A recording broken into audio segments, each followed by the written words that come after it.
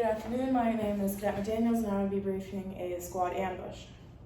Now the first step of our squad ambush, it's important to note that team leaders are in charge of setting up the security and reporting up to squad leader for everything that happens. Squad leader will conduct SLLS under 5 minutes and then adjust security as necessary if team leaders cause something to go wrong. So if time permits, squad leader and AG1 will conduct further reconnaissance.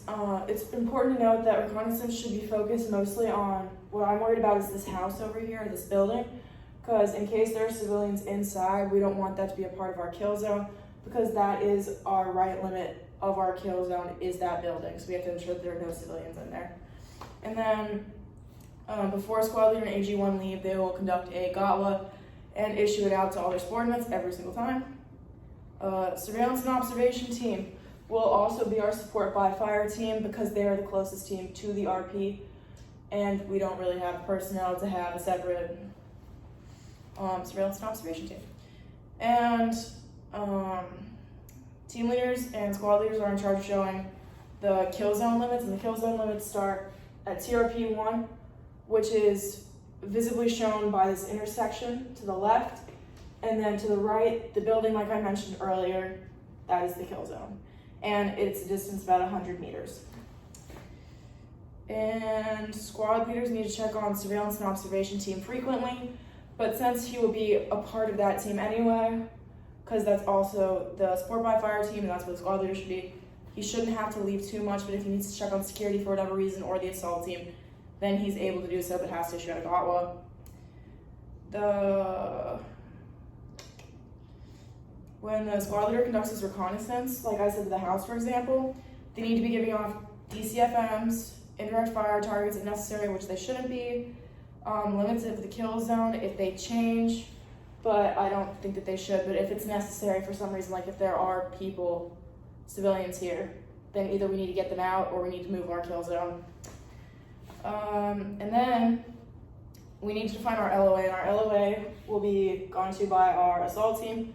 So once they assault through, they will meet here at this creek or river, and they will not advance past that because that is deep enough into the woods where they have enough cover from the road, but it's not too far that they can't make it.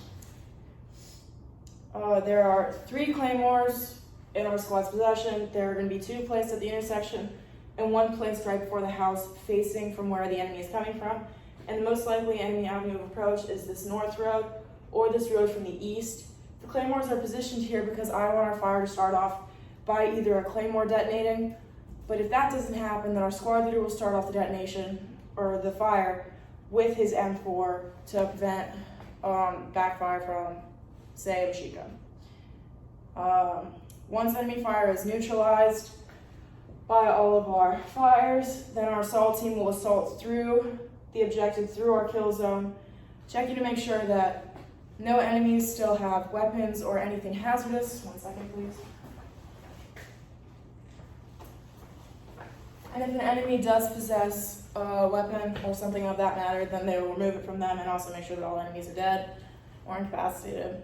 And then once they assault through the road and everything's good to go and they have maintained all the weaponry, then they will assault to the LOA and wait for further instruction there, where since Bravo team leader will be with them, he will be checking them off to make sure that they're all okay.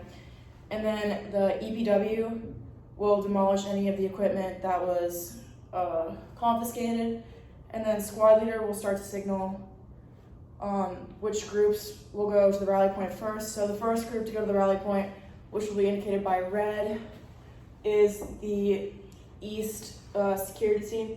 So East security will move once the squad leader yells out red, and then the West security team will move once the squad leader calls out blue, and then the assault team will come back across the road once the squad leader yells out white. And they will go in single file, spread out file. And then the support by file will go to the RP once the squad leader calls out dragon, because we ran out of colors. This concludes my brief. Thank you for your time. Be Navy.